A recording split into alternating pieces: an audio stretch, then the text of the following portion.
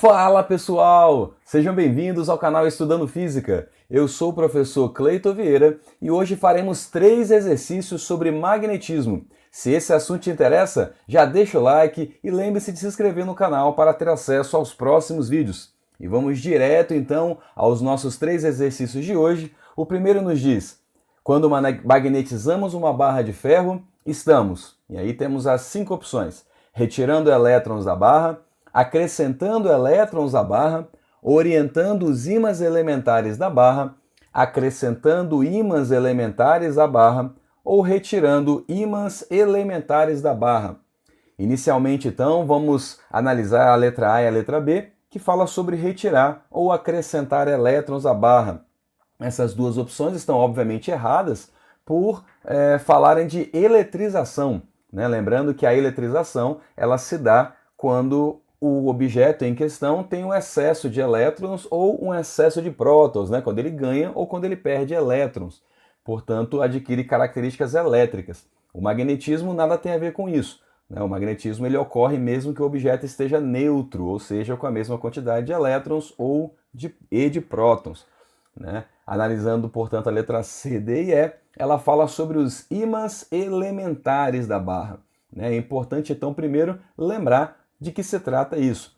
Sabemos que o magnetismo, a origem dele vem da movimentação dos elétrons nos átomos e nós chamamos de ímãs elementares, essa é uma maneira de representá-los, como se fossem pequenos ímãs, né, que são resultados dessa movimentação dos elétrons, né, e que dariam então essa característica magnética ao corpo como um todo, ou seja, é como se o corpo fosse, o ímã, né, fosse formado por vários ímãs menores e que dão toda a característica magnética, então, do objeto. Quando nós temos um objeto, então, que não é um ímã, como é o caso dessa barra de ferro, antes de ser magnetizada, esses ímãs elementares, eles se encontram de maneira bem específica. Vamos representar por setas, então, esses ímãs elementares, e eles estariam basicamente dessa forma, né? Isso é uma simplificação, obviamente. Então, esses ímãs elementares estariam todos desorganizados, de forma que cada um cria o magnetismo por uma direção e o corpo, como um todo, não possui magnetismo. Já em um material que é um ímã, esses ímãs elementares estarão todos organizados, ou boa parte pelo menos organizados, de maneira que nós teremos então um polo norte e um polo sul perfeitamente definidos nesse material. O magnetismo de cada ímã elementar desse vai se somando e dando uma característica magnética maior ao ímã. Portanto, quando nós magnetizamos uma barra de ferro, ou seja, quando nós transformamos uma barra de ferro em um ímã, damos características magnéticas para ela, seja temporário ou permanente, nós estamos apenas orientando os ímãs elementares da barra. Pegamos essa desordem que existe ali na primeira figura e transformamos isso, né, como próximo aí da segunda figura, ao orientarmos os ímãs elementares. Vamos ao nosso segundo exercício, que nos diz: um pedaço de ferro é colocado nas proximidades de um ímã. Assinale a afirmação correta. Então vamos analisar a interação entre esse pedaço de ferro e o ímã. São 4 opções que nos dizem: é o ferro que atrai o ímã. A atração do ferro pelo ímã é mais intensa do que a atração do ímã pelo ferro. A atração do ímã pelo ferro é mais intensa do que a atração do ferro pelo ímã, e a atração do ferro pelo ímã é igual à atração do ímã pelo ferro em módulo. Para respondermos essa pergunta, apesar de ser uma questão de magnetismo, temos que lembrar da terceira lei de Newton, né? A lei da ação e da reação.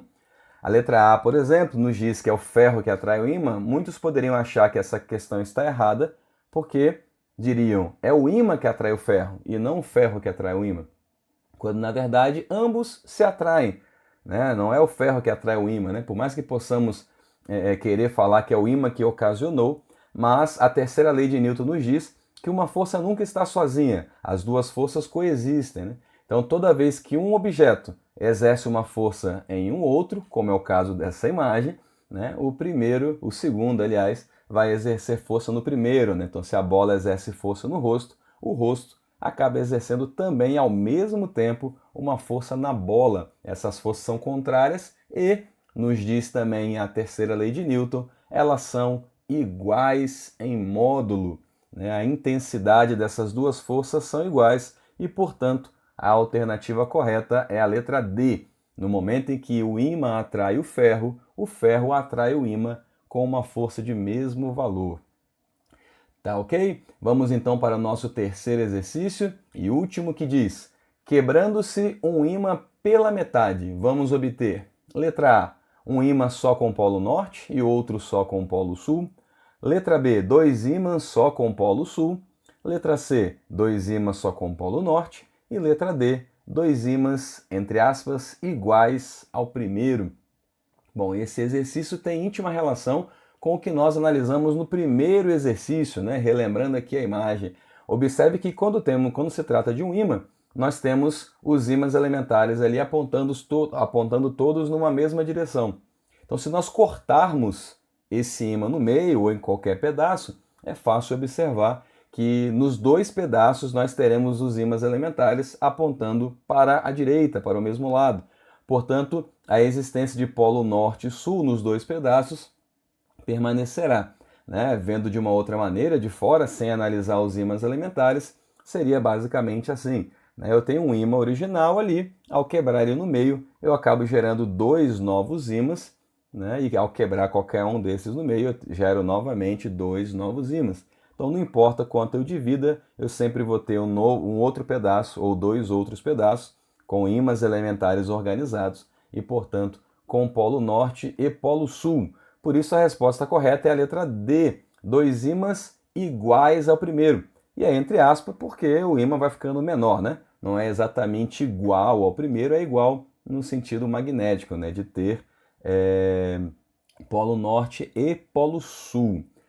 Bom, esses eram então os 3 exercícios de hoje. Gostou dos exercícios? Então deixe seu like e lembre-se de compartilhar com seus colegas que estejam com dúvidas. E se inscreva no canal. Um grande abraço a todos e até a próxima!